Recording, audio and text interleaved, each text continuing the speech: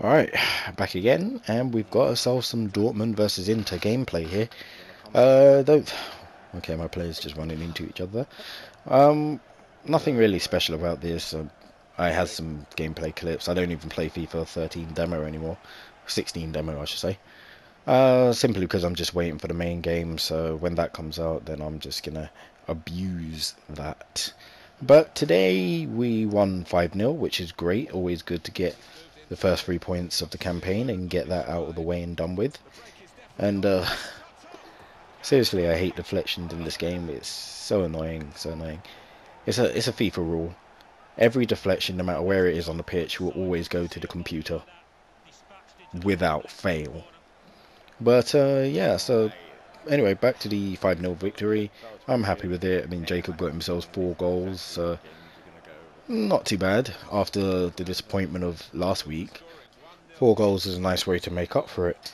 But yeah, as I said, I started off as a sub, and I'm not even mad about that. I mean, I've had a bad couple of weeks. Just basic stuff just wasn't being done right. I've just not been playing to my usual level, and it's been very frustrating. I mean, even the simplest stuff just wasn't done right. I mean, here I'm about to do a 1-2, nice simple 1-2, but last couple of weeks I've just been messing even that up. So I've no qualms about being on the bench or anything like that. Nobody wants to be on the bench, but everyone wants to believe that they can make a difference and actually help out the team. But it should be a merit system anyway. It should be based on who's actually done well in training and who's actually on form, etc., etc. It's, you've always got to put the team first. If you're somebody that's playing for yourself, it's, yeah, fair enough, you want to focus on yourself, but if you're not putting the team first, then why even bother being in the team? Because football, first and foremost, is a team game, not an individual game. But there you go. Anyway,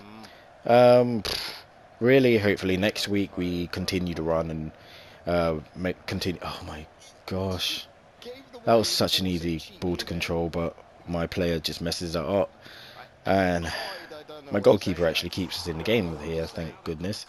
But I really don't understand why the first touch in this game is so bad from some players. I mean, even mine wasn't as bad as that. Or maybe it was worse. Who knows? Anyway, self-depreciation over. Um, so yeah, next week I won't even be playing because I'm actually going to be at EGX. I booked that ages ago, so I will be there. Keeper punching the ball away when he could have just caught it. FIFA for you. But will it be good? Will EGX be good next year? I'm not entirely sure. I mean, Earl's Court was a special place. It was special in terms of just the atmosphere and just the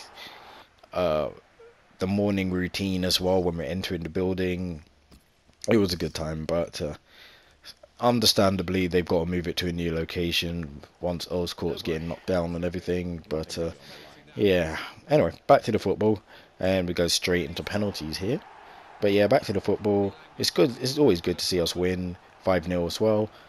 Not so great for Arsenal, seeing we lost today. And apparently, I haven't actually watched the match or the highlights or anything, but apparently Costa was responsible for some of the 2 red cards that we actually got.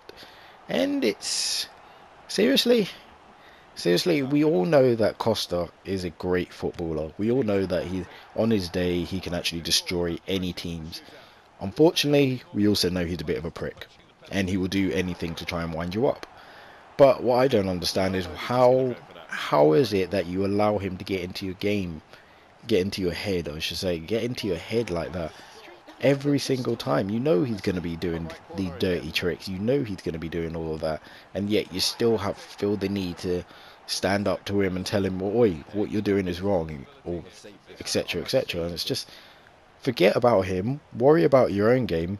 You still can't even beat Chelsea after however many years it is. The last time you beat them was at the Community Shield, which, let's face it, at the end of the day, it doesn't really matter. It's a glorified friendly, so yeah. Anyway, we've really got to pick it up, because otherwise we're in serious danger of not qualifying for the Champions League. And in all honesty, that might actually be a good thing, because there's no point of us even qualifying for the Champions League if we're not even going to put up a serious effort in it. I mean, we rested a couple of players. I say a couple, but we rested a fair few key players before the trip to Chelsea, and we paid severely for it. We lost 2-1, and that's really kind of sums up how our campaign is gonna go. We're gonna get to the last 16, possibly, if we actually take the group stages seriously. But we'll get to the last 16, get knocked out, and then, yeah, what's the point? And now we're actually going to suffer for that, because thanks to our ineptitude and the poorness, is that even a word?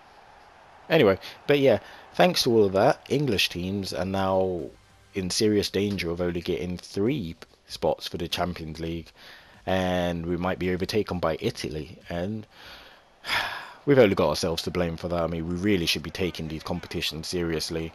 I mean, I always thought as a player you'd be wanting to win every single game, wanting to win every single cup that is available to you, but at the end, I do understand that it is frustrating having to play on a Thursday and then having to play at the weekend as well. It is tiring, but I don't know. At the end of the day, you're now suffering for it, because Southampton and West Ham, who haven't even qualified for their Europa League, even after given relatively easy draws, now we're going to suffer for it, and it's kind of sad to see. But as I said, we've only really got ourselves to blame for that. Anyway, that is about it for this video. Take care of yourself and keep being you.